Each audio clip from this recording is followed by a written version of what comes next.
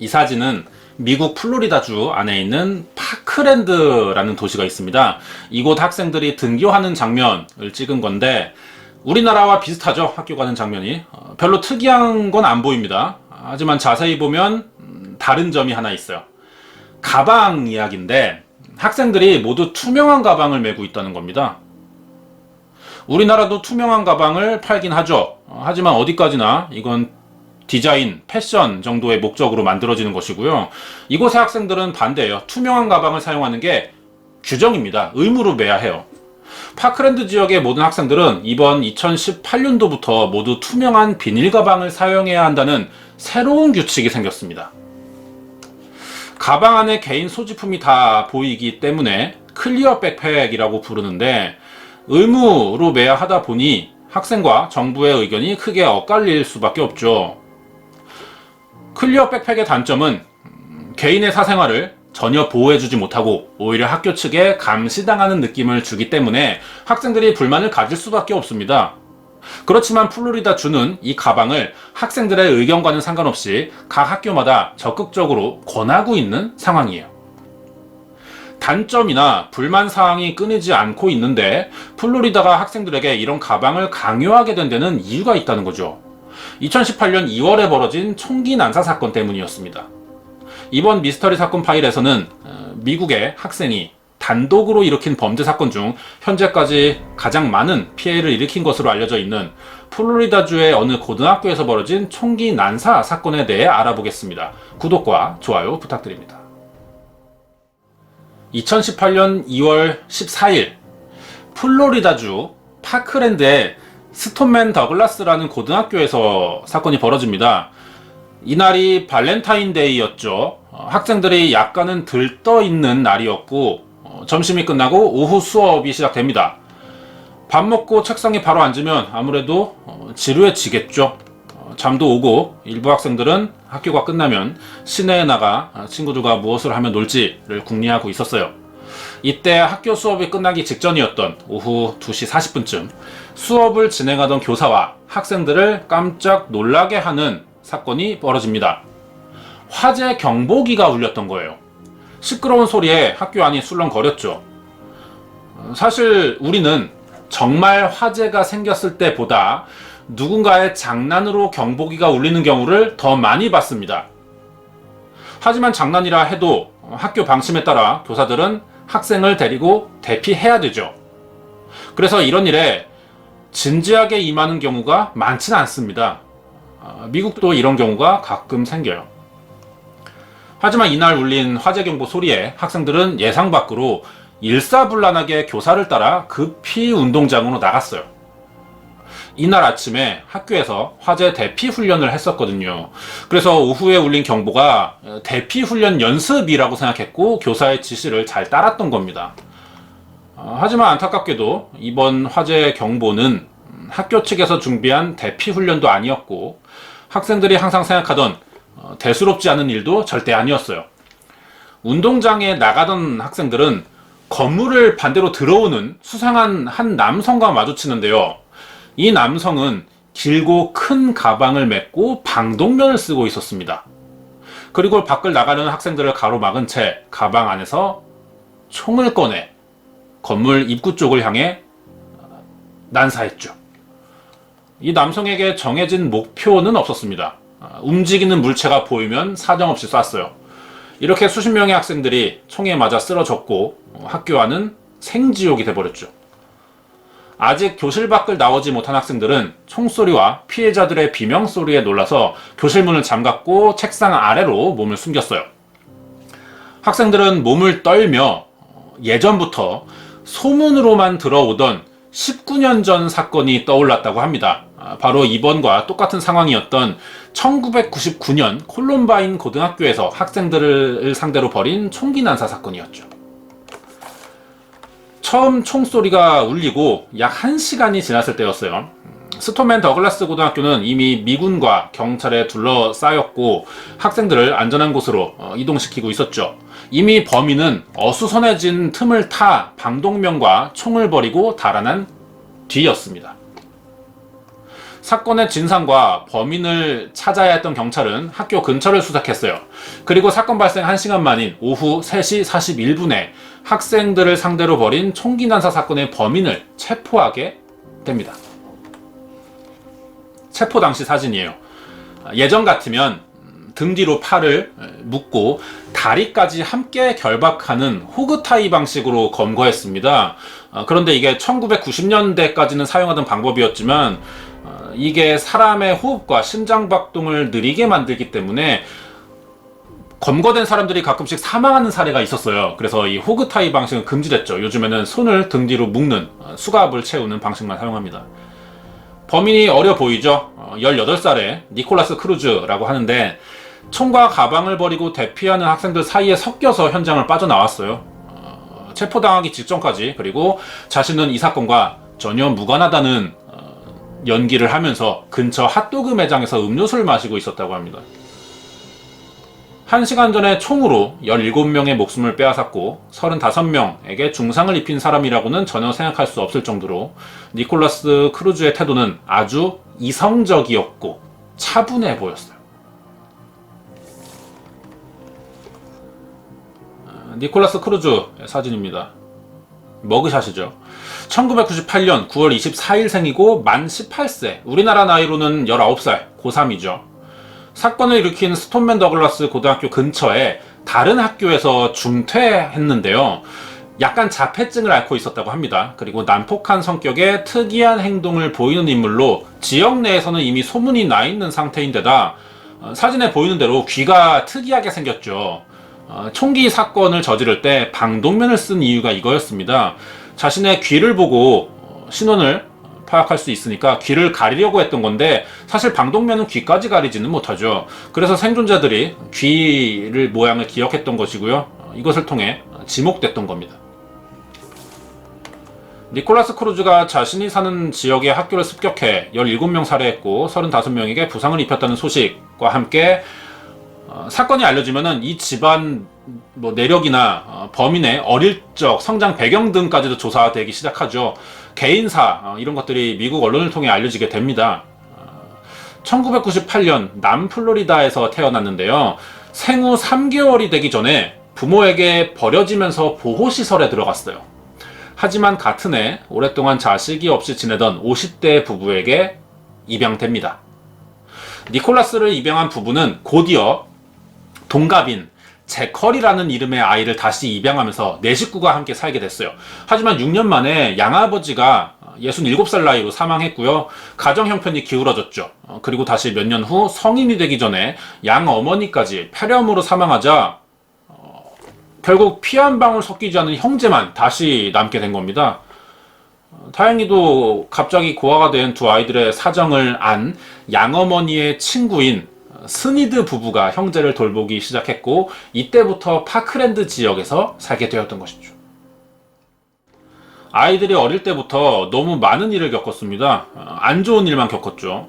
당연히 정신적인 치료를 받지 않으면 정서적으로 불안해질 수밖에 없을 거예요. 새 보호자인 스니드 부부의 생각과는 다르게 니콜라스 크루즈는 문제아로 자라게 됩니다. 그럴 수밖에 없었죠, 환경들이. 선천적으로 니콜라스는 약간의 자폐증과 주의력 결핍, 행동장애를 가졌고 특이한 외모 때문에 어릴 때부터 친구들에게 심하게 놀림을 받아왔습니다. 태어날 때 친부모에게 버림받아 입양된 것이 항상 불만이었고 점점 자신의 처지에 대한 불만이 커질 수밖에 없었죠. 거기에 이웃 사람들도 자기 아이가 니콜라스와 어울리는 것을 굉장히 싫어했습니다. 자폐가 있긴 했지만 남들처럼 일상생활이 불가능한 수준까지는 아니었거든요. 그런데도 사람들이 니콜라스를 피한 이유는 폭력적인 성향 때문이었어요. 심각하지 않은 일에 수시로 낭동을 부렸고 2017년부터 총기 사건을 저지를 때까지 1년간 니콜라스의 문제로 경찰은 39번이나 출동을 했습니다. 새 보호자가 된 스니드 부부는 의무적인 보호자였어요. 이 관계에서 서로 간에 정 같은 건 없었죠. 그렇게 아는 사람이 하나 없는 낯선 곳에서 적응할 수밖에 없었습니다. 나름대로 니콜라스도 새 친구들을 만들기 위해서 노력을 해봤어요. 하지만 마음처럼 쉽게 되지는 않았죠. 타지에서 하게 된 학교 생활과 새 가족들과의 불편한 동거, 마음 놓고 지낼 만한 곳이 없자 니콜라스의 불만과 스트레스가 점점 쌓였고 이러한 심리 상태는 행동으로까지 나오게 됩니다. 18살이 된 고등학생이 저녁 8시부터 잠자리에 들었고요. 보통 사람들과 아주 다른 특이한 식성도 가지게 됐어요. 채소가 들은 샌드위치에 초콜릿 과자를 끼워 먹거나 소고기를 아이스크림에 찍어 먹는 이상 행동을 보였었다고 합니다. 전체적으로 니콜라스 크루즈는 파크랜드에 조금도 적응하지 못했어요. 매사에 의욕이 없었고 움직이는 것도 싫어했어요. 그런데 유일하게 관심을 보이는 것이 바로 총기류였습니다. 18살이 되자 법적으로 총기 구입이 가능해진 니콜라스는 그동안 모은 돈으로 스니드 부부 몰래 총 한 자루와 탄약을 구입했죠. 이것들을 학교에 가져가서 아이들에게 자랑을 했습니다. 니콜라스가 원래부터 총에 대한 환상 같은 게 있었고 아마도 어린 나이에 총을 가지고 있으면 뭔가 대단해 보일 거라고 생각했던 것 같아요. 이런 물건들을 보여주면 친구들이 관심을 보일 거고 결과적으로 친해질 수 있겠다라고 생각한 거죠. 하지만 학교 아이들 중 아무도 니콜라스를 좋게 보지는 않았습니다. 오히려 아이들이 평소에 돌발 행동을 잘 하던 니콜라스가 총까지 가져왔으니 굉장히 불안해했고요. 이 사실을 교사에게 알렸어요. 이 일로 니콜라스가 퇴학을 당하게 되는데 총기 난사 사건이 벌어진 게 퇴학당한 지 3개월 만이었습니다. 이런 것을 보면 이 사건이 아마도 총기 난사를 저지른 결정적 계기가 됐다고 볼 수 있죠. 사건에서 중요한 부분은 니콜라스 크루즈가 자신이 다니던 학교에서 사건을 저지르지 않고 근처에 다른 학교인 스톤맨 더글라스 하이스쿨을 목표로 삼았다는 겁니다. 아마도 소방훈련이 있다는 것을 이용해서 계획을 세웠던 것으로 보이죠. 피해자들 사진이에요. 니콜라스는 소방훈련이 있는 2018년 2월 14일을 범행일로 정한 후 구체적인 준비를 시작했습니다. 보호자이자 전직 군인이었던 스니드 몰래 총기 보관함에서 방독면과 반자동 소총을 훔쳤고 사건이 벌어지던 날 계획대로 학교에 들어가 소방 알람을 울린 뒤 밖으로 나오는 학생들을 향해 총을 난사하기 시작했어요. 이때 니콜라스 크루즈가 쏜 총에 맞은 피해자는 총 52명이었습니다. 이들 중 17명이 성인이 되지 못한 채 사망하게 됐죠. 22일 후인 2018년 3월 7일 검찰은 사건을 일으킨 니콜라스 크루즈에게 사망한 17명에 대한 1급 살인죄를 포함한 34건의 혐의로 재판에 세웠습니다. 플로리다주는 1급 살인에 한해 사형 선고가 가능한 주예요, 아직. 여기서 유죄가 인정된다면 사형이나 가석방 없는 무기징역을 받을 가능성이 높았죠. 이때 니콜라스 크루즈는 막상 자신이 사형되거나 평생 감옥에서 살아야 한다는 생각에 두려움을 느꼈던 것 같아요. 재판에서 이상한 증언을 합니다. 자신이 악령의 지시를 받았다라고 말했어요. 아무래도 미리 변호인과 상의하에 심신미약을 노려서 형을 낮춰보려고 말을 맞춘 게 아닌가 생각되는데요. 그래도 본인이 이런 주장을 했으니 재판부는 이 증언이 사실인지를 검토해봐야 됩니다. 그래서 지금 심리 중이에요. 아직 이 사건의 재판은 진행 중입니다. 결과를 조금 더 기다려야 되죠. 여기까지입니다. 2018년 2월에 벌어진 플로리다 고교생 총기 난사 사건의 범인 니콜라스 크루즈에 대한 사건 파일이었어요. 영상이 마음에 드셨다면 좋아요와 구독 부탁드립니다. 미스터리 사건은 매주 일요일 밤 9시 유튜브와 트위치에서 생방송으로 진행하고 있습니다.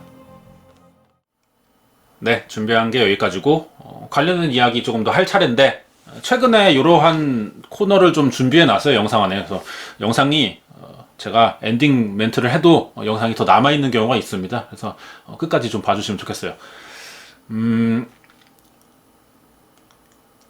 어떻게 나올까요, 판결이? 좀 더 기다려야 될 것 같아요. 뭐 항소를 하게 되면 더 길어질 수도 있을 거고 아무래도 심신미약의 가능성이 좀 있어요. 왜냐하면은 애초에 자폐를 앓고 있었고 그 다음에 또 이상한 증상들을 많이 보였어요. 이상징후로 애초에. 그래서 어떤 병원 치료 기록이나 이런 것들을 통해서 변호인단 물론 실력 하에 결정되겠지만 좌우되겠지만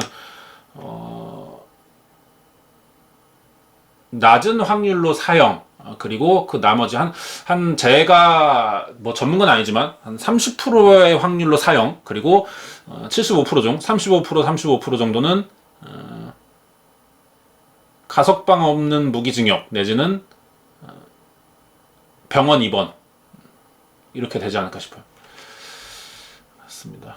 결과가 좀 나와야 되는데 아무래도 당장은 좀 되지 않을 것 같아요. 좀 나오는 대로 제가 소식을 좀 전해드리겠습니다. 관련된 사건 조금 알아보고 이야기해보고 마칠게요. 이 사진은 도널드 트럼프 부부가 부상당한 생존자 병문안을 갔을 때 찍은 장면인데, 사진 구도를 보시면 알겠지만 트럼프가 이미 기자를 대동하고 간 것 같죠. 예, 사진을 찍기 위해. 그렇습니다. 정치인들은 뭐 필수적으로 해야 되는 그런 행위 중 하나죠. 뭐 이게 뭐 도덕적이냐, 뭐 진심이냐 아니냐를 떠나서 정치인이라면은 아무래도 좀 이렇게 이런 국민들을 좀 고려하는 행동을 할 수밖에 없죠. 이해해야 됩니다. 예. 자, 사건이 일어난 직후에, 그리고 트위터를 통해서 트럼프가 희생자 가족들과 피해를 입은 사람들에게 기도와 애도를 표한다. 그 누구도 미국의 학교에서 불안해해서는 안 된다는 글을 남겼어요. 트럼프 계정으로. 그런데 트럼프라는 사람이 그렇게 인기 있는 대통령은 아니죠. 더군다나 좀 어린 층, 10대, 20대 층에게는 더 심하죠. 트럼프의 트윗이 올라오자 사건이 발생한 스톤맨 더글라스 하이스쿨의 어느 학생이 리트윗을 했고요. 이런 내용의 글을 남겼습니다. 해석하자면, 너의 애도는 필요 없어. 이 개똥 같은 놈아. 순화했습니다. 내 친구들과 선생님들이 총에 맞았고 많은 학생들이 죽었어. 이걸 해결하려면 기도할 시간에 다른 일을 해라. 총기 규제를 해야 이런 일이 재발하는 것을 막을 수 있다. 라는 내용입니다. 트럼프가 뭐 이런 반응에 신경 쓸 사람은 아니겠지만 그래도 분명히 이 트윗을 봤을 거예요. 뻘쭘했겠죠. 미국이 이 다른 나라에 비해 총기 사고로 사망하는 인구가 유난히 많습니다.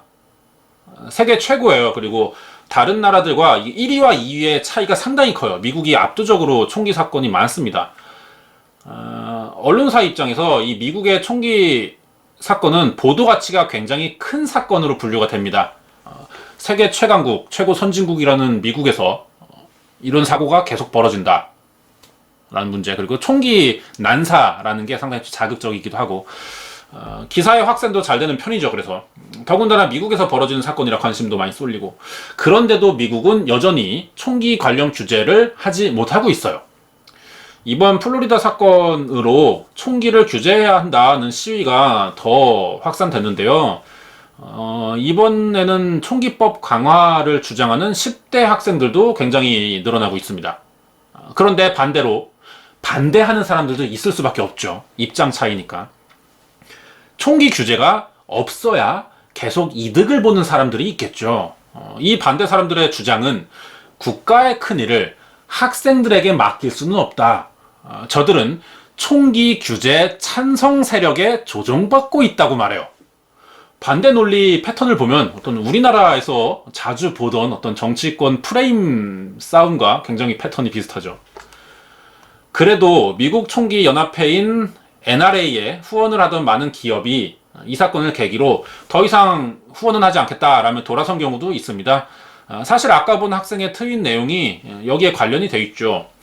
트럼프가 총기 소지에 반대를 딱히 하지는 않았었거든요. 하지만 최근엔 관련 법안을 재검토하겠다라는 이야기가 있었습니다. 뭐 변화가 아예 없던 건 아니에요.